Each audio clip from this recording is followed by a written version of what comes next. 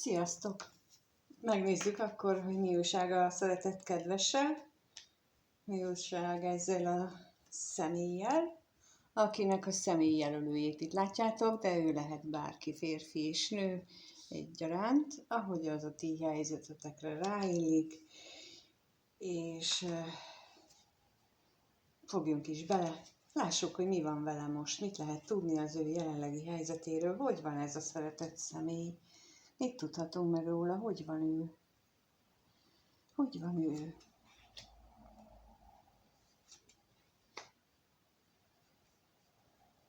Hogy van ez a szeretett személy?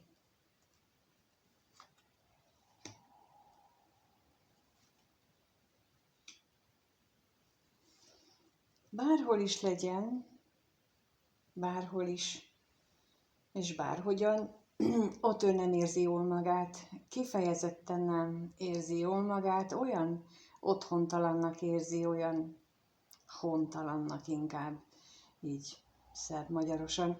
Szóval valahova elvágyakozik, valami olyasmit szeretne, hogy legyen már végre vége, de minek is. Hát ez így most egyelőre nem látszik konkrétan, hogy mi az, aminek szeretné, hogyha vége lenne, mert itt a betegség lapjával tulajdonképpen arra utal, hogy ennek az egész helyzetnek, amit ő úgy él meg, hogy beteges, ami miatt ő elvágyik onnan, ahol van, ahol ő nem érzi jól magát.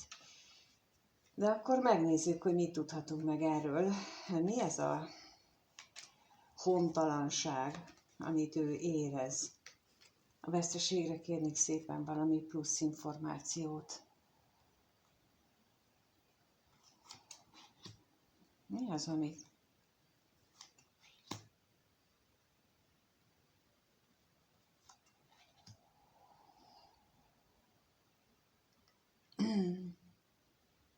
Olyan, ami elsőre jött, az az, hogy ő neki olyan függősége van, amivel ő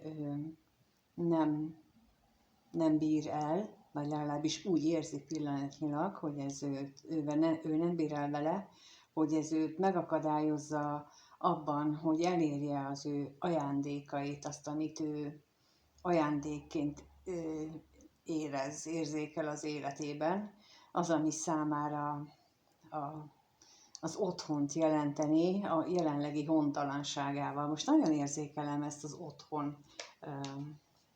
otthon hiányolást, inkább így mondom. De mindenben olyan, mindenben most azt keresné, hogy ő hazavágyik. Na de hogy hova? Hol van ez a haza? Lássuk a vágyakozásról, mit tudhatunk meg. Hova vágyik ő? Mire vágyik ő?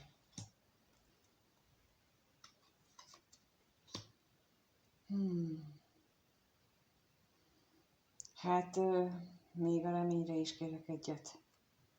Még egyet. Hát igen, azt hiszem, hogy szeretné, amit mondtam az előbb, nagy átalakulást szeretné az életében, aminek a függőségei a legnagyobb akadálya, de ez hatalmas előrelépés, hogyha ezt ő már belátja, hogy a függőségei az akadályozzák őt abban, hogy megkapja azt a kincset, amire ő régóta vágyik, és itt megint ezt mutatja, hogy nagy változás kellene ahhoz, hogy ő megkapja ezt, amire ilyen nagy szenvedéllyel vágyik, illetve ami pillanatnyilag olyan elérhetetlennek tűnik a számára, bármennyire is szeretné. És akkor még a tolvajra is kérnék szépen, hogy mi ez a jelenlegi helyzet, erről mit tudhatunk meg. Hát, és lehet, hogy a kommunikációban a pénzt jelöli meg, mint hiányzó tényezőt, mint hiányzó faktort, de nem biztos, hogy az. És a betegségre is kérek.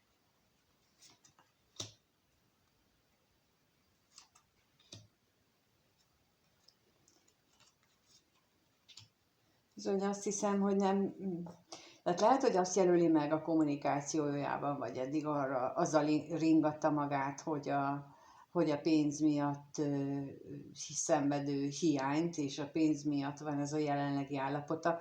De olyan, mintha itt kezdené bevallani azt, hogy tulajdonképpen itt más van a háttérben, más az, ami az ő szomorúságát okozza. Az is lehet, hogy a folyamatos bizonytalankodás az, ami őt ebbe a helyzetbe hozta, vagy sodorta, vagy ami miatt ő ebben a helyzetben van tartósan, azért, hogy nem bír határozott döntést hozni a lépéseivel kapcsolatosan, nem a vágyaival, mert azt látjuk, hogy az egy nagyon kitartó. Tehát az már úgy látom, hogy régóta megvan neki ugyanaz a cél, ugyanaz a vágy, ez már régóta ott van benne, tehát nem az a csapodár, hogy hol ezt akarom, hol azt akarom, hanem sokkal inkább az, hogy amit itt látok, hogy ő eddig nem akarta elismerni azt, hogy őt valójában a saját függőségei gátolnak meg abban, hogy az övé legyen a vágyott kincs. És ez a függőség persze lehet bárkinél, bármi. Az egyik embernél az alkohol, a másiknál a drog, a harmadiknál az a függőség, hogy a minta, ami alapján ő működik, az mindent felülír, például ahogyan ő gyerekkorában megélte a családi mintát, azt ő neki ugyanúgy kell tovább vinnie, függetlenül attól, hogy esetleg most az energiák már nem ezt sugározzák, nem ezt közvetítik felénk, mert most a már elindult időszakban ez most minden arról szól, hogy változtassunk. Persze az én megközelítésem szerint nem az ész nélküli változtatás a lényeg, nem az a lényeg, hogy a változtatás kedvéért változtassunk, hanem az lenne a lényege, hogy szembenézzünk azzal, hogy mi az, amit eddig nem akartunk tudomásul venni, mi az, amit eddig eltitkoltunk magunk elől, például azt, hogy túlzottan erős ez a függőség, vagy például az, amit az előbb mondtam, olyan családi minták, az túlzottan erősen ragaszkodik egy olyan mintához, ami már akkor sem működött, csak ebben nem hajlandó például belegondolni. És ezt azt hiszem, hogy nagyon sokunknál lehetséges, hogy ez a minta működik, hogy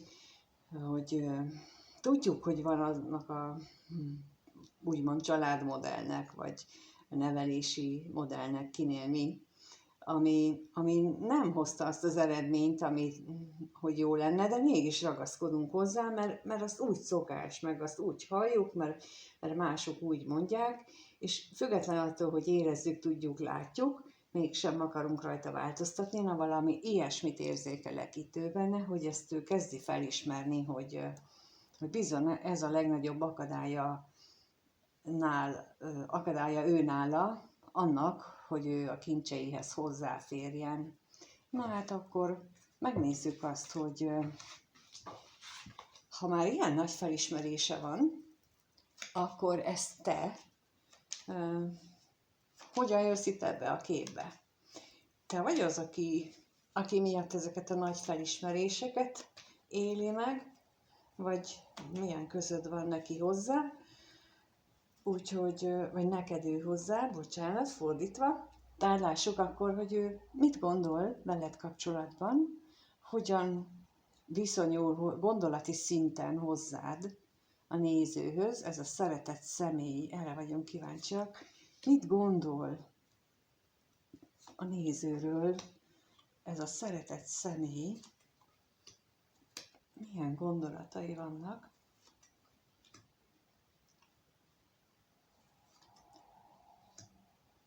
Hát, érdekes. Itt két vonulat jön megint. Tehát mindenképpen az ő kitartása, az ő hűsége lehetséges, hogy averzió. Ha ő már egy kapcsolatban van, vagy nincs kapcsolatban, de vannak gyerekei, akkor az averzió szerint az ő hűsége a gyerekekhez való elköteleződést jelenti. És akkor, amit az előbb mondtam, itt van a középen a változás, a nagy változásnak alapja, és ami azt mutatja nekem, hogy ez összhangban van azzal, amit az előbb gondoltam, hogy ugyan megvan az a hűsége a gyerekekkel, a családjával szemben, de az változik abban a tekintetben, hogy lehetek úgy is hűséges a gyerekeimhez, és szolgálhatom, vagy hát vállalhatok értük felelősséget akkor is, hogyha én a szívemet követem, és ennek alapján hozom létre a családot, a párkapcsolatomat, és elképzelhető, hogy ez a változás az, amit ő most kezd felismerni. Ugye az előbb azt mondtam, hogy egészen olyan volt, és itt hát nagy esélye van, hogy rád vonatkozik, hogy te ösztönözted erre vagy az irántad való vágyakozás ösztönözte erre a felismerésre, vagy ez a kompromisszumkeresésre, mert ez mégiscsak azt jelenti, hogy hát én hűséges vagyok a gyerekeimhez, de én szeretném őt is, és akkor lehet, hogy ennek az ellentmondásnak a feloldására találta meg ezt a változást, vagy jutott el magában ehhez a változáshoz, hogy ő megtalálja a kompromisszumot, hogy hogyan lehet ennek mind a kettőnek megfelelni. No, ez az A verzió, és a B verzió pedig az, hogy ez a változás, ez nem azt jelenti, hogy mind a kettőt is megtartom, hanem be kell áldoznom a szerelmemet, amiatt a kötelék miatt, ahol a gyerek van, tehát ez a B verzió. És ennek is van létjogosultsága, azt hiszem néhányan, akik itt vagytok most, nem itt érzem a tömeget, hanem az A verziónál, hogy ott azért jobban felismerik, kezdik jobban felismerni, hogy lehet egy olyan köztes megoldás is az eredeti elképzelésükkel szemben. Na de akkor most megkérdezzük, hogy mit tudhatunk meg a halálról bővebben, tehát milyen változás jelent itt ez a halál.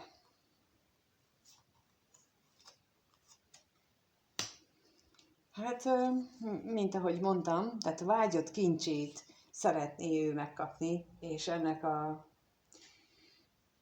ennek az érdekében látja már, hogy szükségesek olyan változtatások, amelyik közelebb viszik ehhez a kincshez, és akkor a szerelmes nőre is kérnék szépen.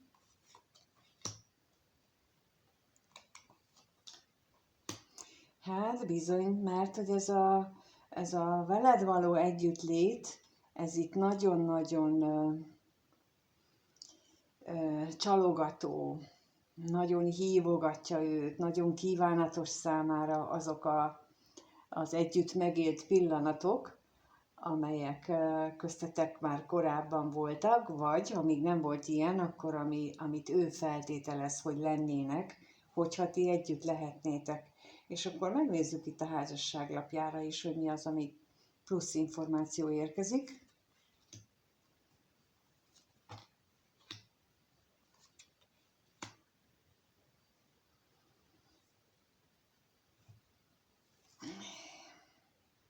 Ez a B verzióhoz sokkal inkább passzol, ez ami itt kijött, tehát hogy ez egy olyan kapcsolat is lehetne, vagy olyan kapcsolat volt, ahol szerelem is lehetett régebben, vagy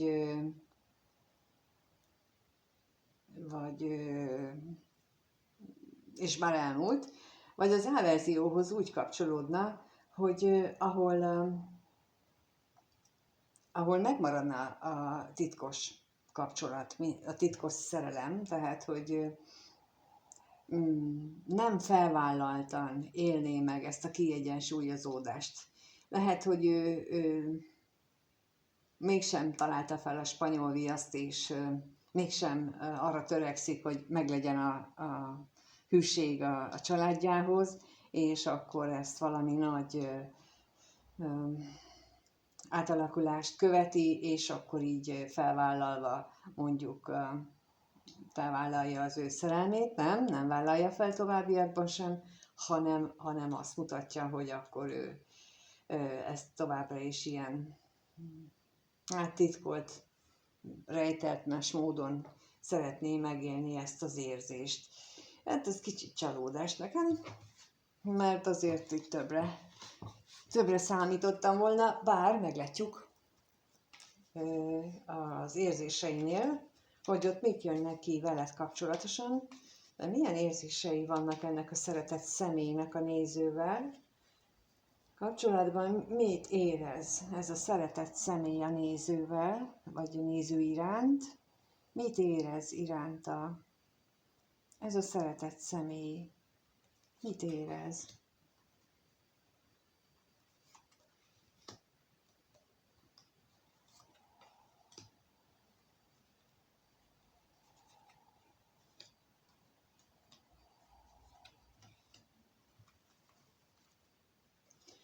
Úgy látom, hogy azt érzi, hogy ez ilyen sorsszerű találkozás volt a részletekről, vagyis hát ő úgy érzi, hogy ez így, mint a sors rendezte volna meg, viszont azt érzi, hogy a sors állított akadályokat a ti kapcsolódásotok útjába, de hogy miért, azt még nem egészen tudja, vagy legalábbis mintha megint a pénz jönne elő, hogy az akadályokat az anyagiak hiányában élné meg, vagy abban élné meg ezt az akadályoztatást, hogy úgy semmi nem elég belőled. De akkor megkérdezzük, hogy a kevés pénz itt mit jelent? A semmi nem elég belőled, vagy a másik helyzetekre vonatkozik?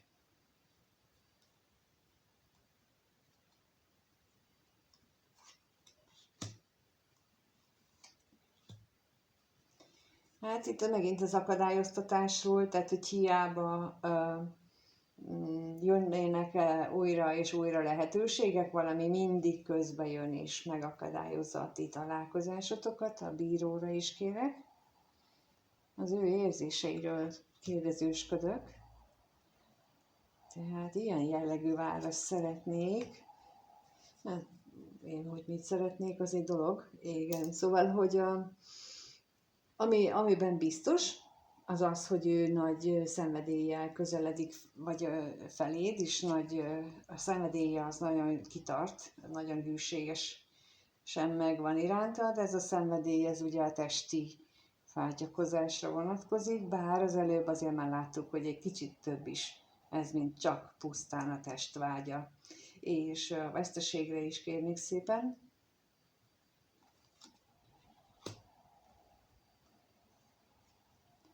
És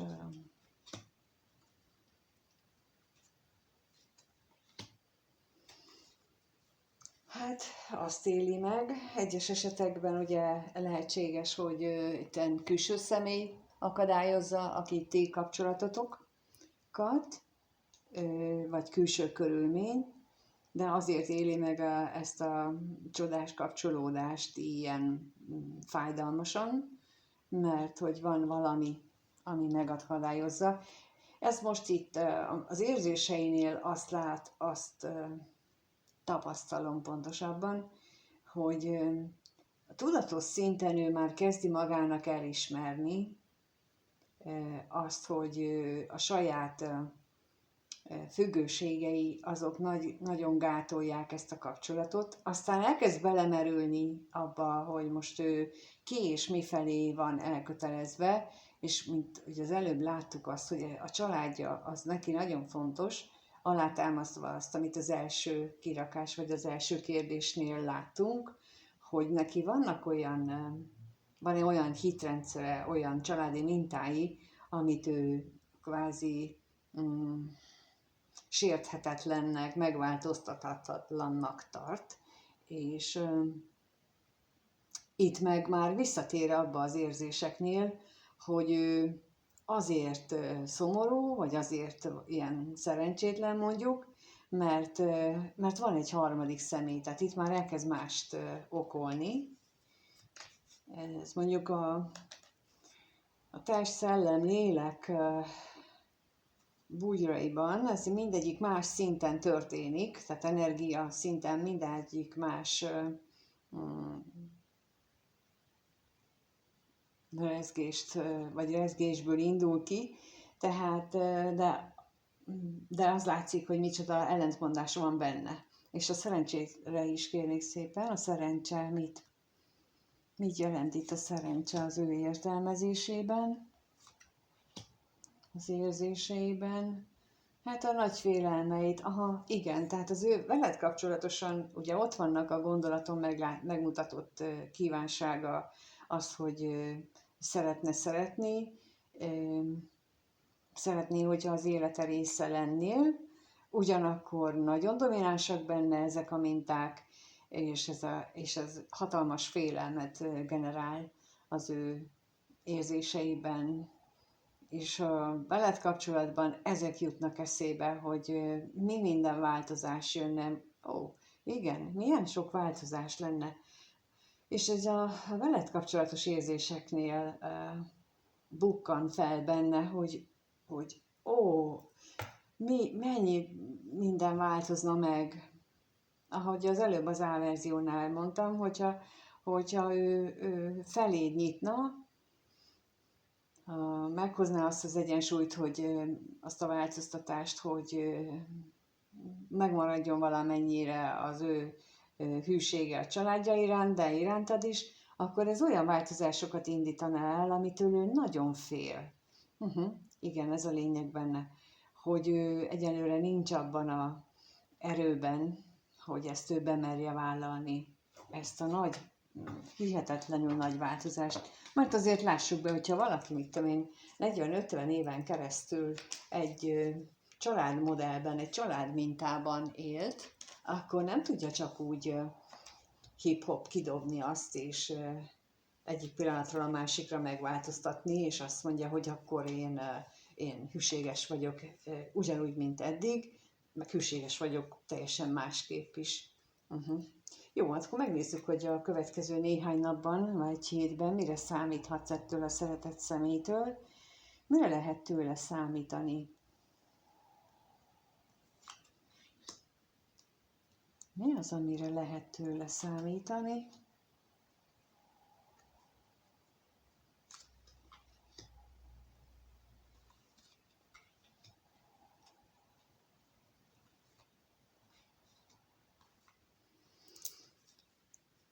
Hát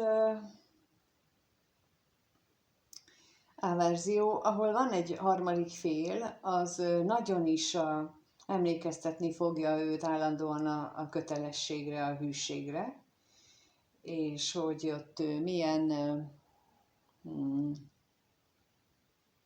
hogy ott mi a szokás. Most így ez jön. Tehát, hogy abban a közegben, az ő körülményeiknél mi az, ami elvárható, és ami kötelességként megélhető. Hát erre kérnék szépen akkor itt az özvegyasszonyra, hogy erről mit tudhatunk meg, milyen módon fogja őt ez így emlékeztetni. Hát egyes esetekben lehetséges, hogy az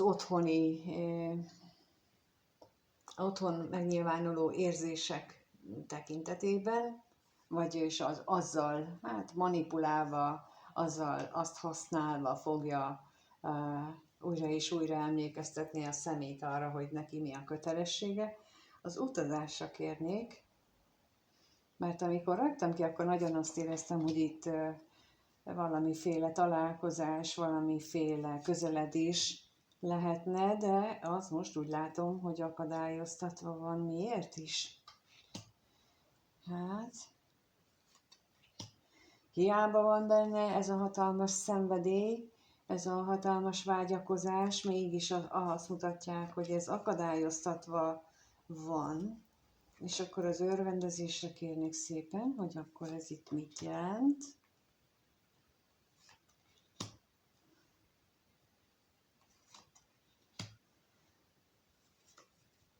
Hát az üzenet nélkül, azt reméltem, hogy kijön az üzenet nélkül így a katonatiszt, ami azt jelenteni, hogy akkor lehet találkozás, de így úgy fordítanám le, hogy néhány esetben lesz találkozás, néhány esetben van lehetőség arra, hogy ti együtt megéljétek a kellemes perceket.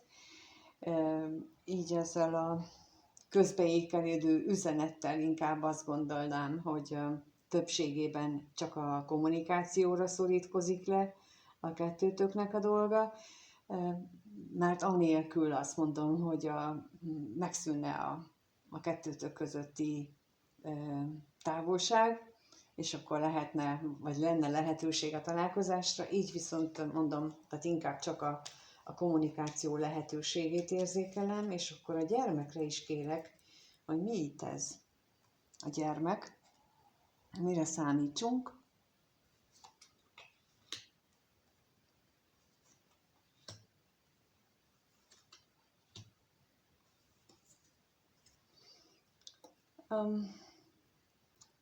Valami, ahol találkozás lesz, ott úgy gondolom, hogy valami újszerűnek a nyitánya is lesz egyben, ami sokkal inkább ahhoz fog közelíteni, amit ez a szeretett személy valójában kincsként és ajándékként élne meg, mint ahogyan eddig volt, mint ez a szomorúság, mint az elszomorító eddigi tények.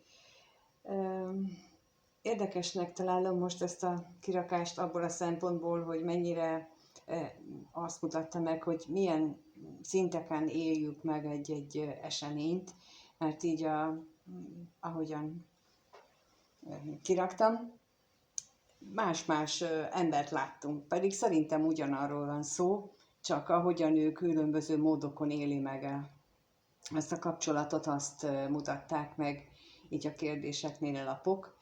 Hát remélem, hogy azért sok nézőnek lesz szeretetteljes találkozása a következő napokban. Köszönöm szépen, hogy itt voltatok és megnéztétek.